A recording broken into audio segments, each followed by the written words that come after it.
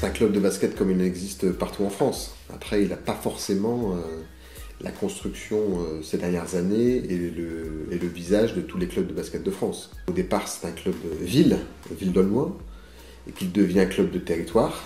Aujourd'hui, accompagné largement par tout un territoire. Quand je dis accompagné largement, c'est l'agglomération finance, les entreprises du territoire finance. Chacun considère que c'est un endroit où il faut être, où il faut se retrouver. Et aussi parce qu'on a réussi, je dirais, à construire avec le sport de haut niveau, avec Aulnois sur l'équipe féminine, je dirais une ambition de territoire qu'il faut pouvoir souligner. On a mis 20 ans pour faire ce projet. C'est long, c'est difficile, c'est parfois douloureux. Regardez encore en ce moment les épreuves que traverse le club. Donc rien n'est facile, rien ne nous est épargné. Ce qui se fait en une semaine dans une ville traditionnelle avec les moyens, chez nous, il faut peut-être mettre 6 mois ou 1 an. Moi, quand je suis arrivée en tant que joueuse il y a 26 ans, bon, c'était encore de la Nationale 2, de la Nationale 3, puis c'est vite tombé, donc les entraîneurs ont un peu lâché. Des dirigeants également. Et quand j'ai repris le club en 95, on était au plus bas niveau régional. Et je me suis dit, il y a quelque chose à faire dans ce territoire, dans la commune. Et pourquoi pas, l'agglomération et la ville d'Aulnois-Aymeries ne pourraient pas accéder au haut niveau et de montrer aux jeunes de ce territoire, même s'il y a de la pauvreté, qu'ils peuvent aussi, eux, exceller dans le sport. En Ligue 2, je ne l'avais pas tout de suite en tête, mais côtoyer la Nationale 2, Nationale 1, oui, c'était déjà un de mes buts premiers. Les équipes de Ligue 2, etc., elles connaissent. C'est vrai qu'avant, moi, je ne connaissais pas forcément, avant d'arriver ici. C'est vrai que quand on fait le déplacement, les joueuses font le déplacement et sinon, mais c'est abusé, c'est perdu chez vous, ou des trucs comme ça. Mais bon, après, je veux dire, c'est comme ça, hein, on n'y peut rien. Après, bon, on le prend bien parce que c'est pas méchant non plus, parce que bon, on n'est pas non plus le seul club, je pense, à être vraiment reculé. Ça a été dur au début. Ça a été vraiment dur, je m'y attendais pas. J'ai du mal à faire que du basket, donc aller à l'entraînement, rentrer chez moi, même tous les commerces étaient fermés très tôt, donc j'avais l'impression de tourner en rond. Et puis maintenant ça va, j'ai des occupations à côté, mais au début ça a été dur quand même.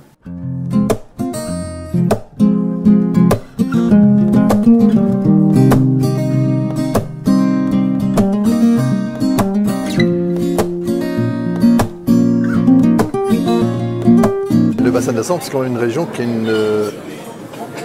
a un passé sportif. Principalement sur le foot, il faut le reconnaître. On n'a pas eu de mal, finalement, pas spécialement de mal à faire comprendre à nos interlocuteurs, sponsors, que miser sur une équipe gagnante, c'était bon pour tout le monde. Un petit club quand même d'une ville de 10 000 habitants, arrivé où on en est là, et on résiste. Hein. Le club montait il y a 2 ans, on aurait pu le descendre aussitôt, mais non, on se maintient.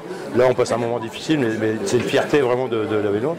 Et ce qui est quand même surprenant, mais moi j'étais surpris aussi, parce qu'il n'y a pas longtemps que je suis dans le club, c'est de savoir attirer des très bonnes joueuses. Hein. Fatou Gagne qui vient d'arriver du Sénégal, qu'est-ce qu'elle vient faire au Aulnois? Quand elle est partie du Sénégal, il faisait 30 degrés, elle arrive au Aulnois dans la rue piétonne, il faisait -1, mais heureuse comme tout, donc parce qu'elle connaissait la réputation du club. Dans ce bureau, une fois, une joueuse m'a dit Monsieur le maire, je ne peux pas rester à Aulnois, il n'y a pas de cinéma, il n'y a pas de restaurant, il n'y a pas d'activité le soir, je vais m'ennuyer. Et elle n'est pas venue. Je vous assure qu'elle n'est pas venue. Elle l'a regretté 10 fois depuis. Et franchement, je l'entends. Et il y a des joueuses qui ne viennent pas parce qu'ils se disent c'est un trou, quoi. Qu'est-ce que je vais aller faire là-bas, quoi. Je comprends que c'est généralement des gens qui ne connaissent pas le territoire. Clairement, cette disqualification, elle ne peut venir que de l'extérieur. Les gens qui connaissent le territoire, ils savent les difficultés, ils savent les faiblesses.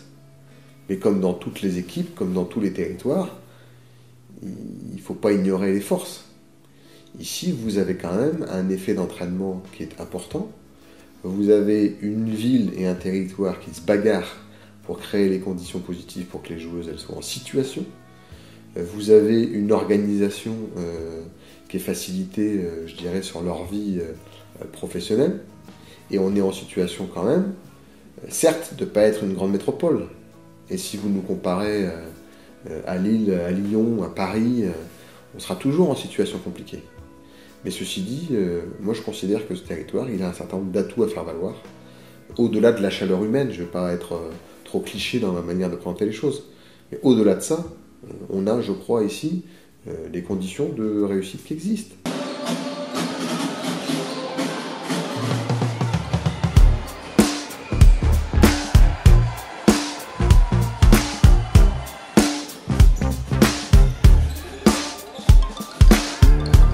C'est un club ambitieux, voilà, qui est monté il n'y a pas longtemps, qui a l'air d'être dans une dynamique de rester dans le haut niveau, même de continuer à gravir les échelons. Et voilà, cette dynamique-là m'intéressait vraiment. Un groupe où c'est quand même jeune, et c'est quelque chose voilà, qui est important. Et voilà, c'est tout ça un peu qui m'a amené ici. Une fille qui porte ce maillot d'Aulnois, elle porte l'image de la ville, l'image du territoire, et c'est important qu'elle rentre dans les valeurs que le club veut donner aux autres équipes. C'est-à-dire que quand on va jouer à Toulouse ou qu'on va jouer à Landerneau, c'est pas non seulement l'équipe de basket qui se déplace, c'est l'image de la ville, l'image du territoire. Et ça, c'est important, parce que derrière, on a le territoire, mais quand on va plus loin, on représente également la région de France. C'est un club très familial où on sent qu'il y a de vraies valeurs en fait. Voilà. Et je pense que ça c'est le plus important. Voilà, après c'est une équipe qui a du public, une équipe qui se bagarre. Alors c'est vrai que leur saison est un peu compliquée. Après les changements ça va aller mieux parce qu'ils ont un effectif de qualité. Mais voilà, c'est un club qui dégage de vraies valeurs et on adore venir ici parce qu'on est super bien reçus, que ce soit par les dirigeants, par le maire. Voilà, on commence bien à tous se connaître. Et voilà, je crois que c'est un club qui sait où il veut aller. Il avance petit à petit, se construit, mais voilà, je vais répéter, c'est un club qui a des valeurs et je pense que c'est le plus important.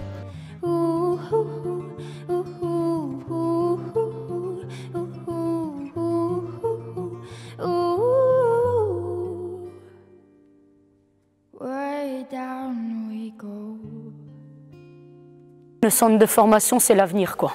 Dire c'est fini, nous, et ça a été ma volonté aussi bien que Bernard Baudou, c'est pas de faire de club mercenaires.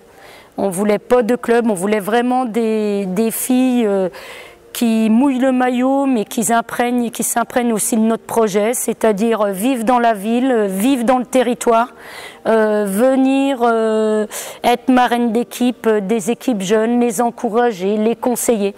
Voilà, être auprès des jeunes, proximité du terrain. La plupart de nos jeunes ici, on les reverra dès la saison prochaine, au moins 2 filles dès la saison prochaine. Au niveau de la Ligue 2, si ce n'est pas 10e joueuse, ça sera dans les 12 au niveau de partenaires d'entraînement. Je veux que les filles, les gamines, elles aient autant envie de faire du sport que les gamins. Parce que c'est ça qu'il y a derrière. Ce que je veux, c'est faire rayonner le sport, faire rayonner le territoire et donner l'envie à nos enfants d'avoir une pratique du sport avec l'idée qu'ils peuvent eux aussi arriver au plus haut niveau. C'est un projet construit dans sa globalité qui va avec le reste du projet de la ville et du territoire.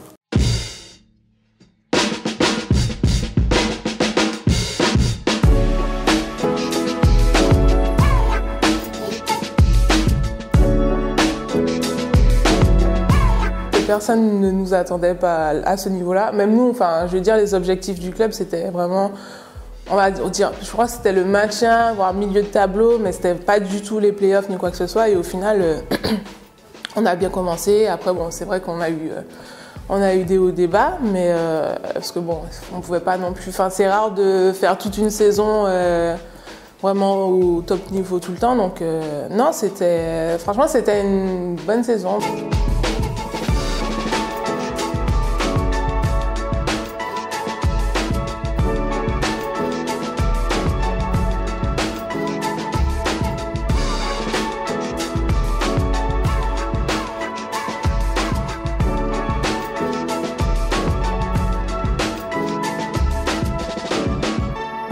Sans les supporters, une équipe, elle n'est rien. Vous savez, on se déplace dans les salles.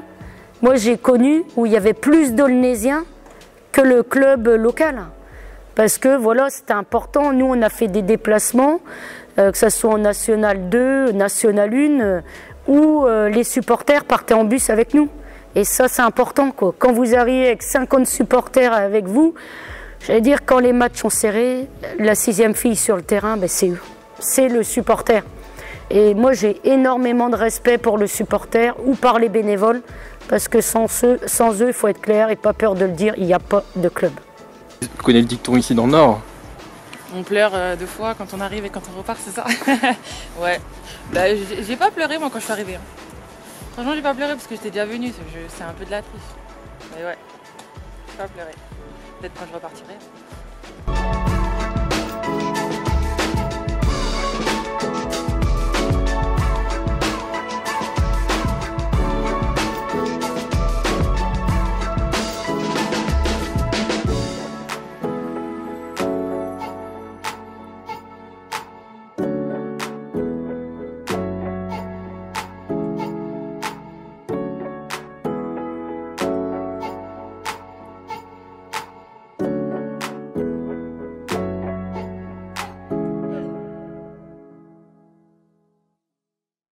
C'est à l'image, dans ce territoire, des difficultés qu'ont les gens à appréhender quelle peut être notre place dans le territoire régional.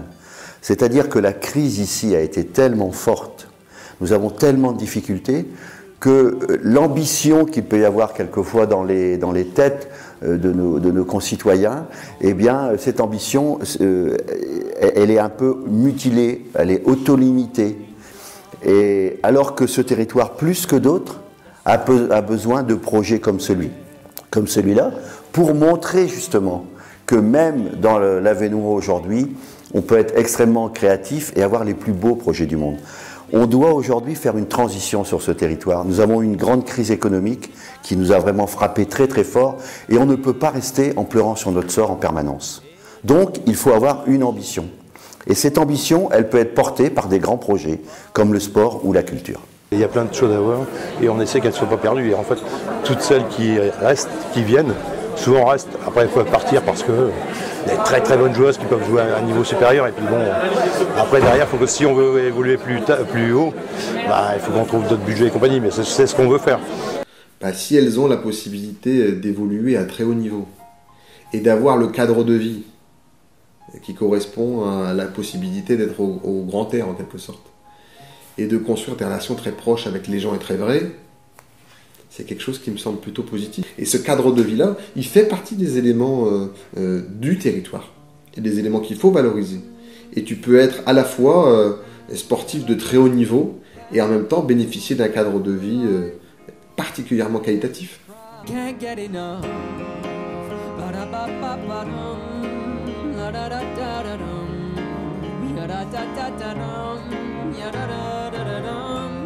Think that all your time is used.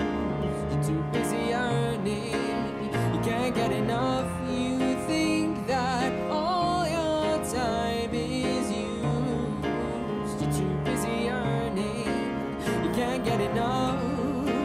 Ba-da-ba-ba-ba-dum, la-da-da-da-da-da-da-da-dum, ya-da-da-da-da-dum, ya-da-da-da-da-dum, ba-da-ba-ba-ba-da-bum, la-da-da-da-da-da-da-da-dum, ya-da-da-da-da-dum, ya-da-da-da-da-dum. You're just busy earning, you can't get enough.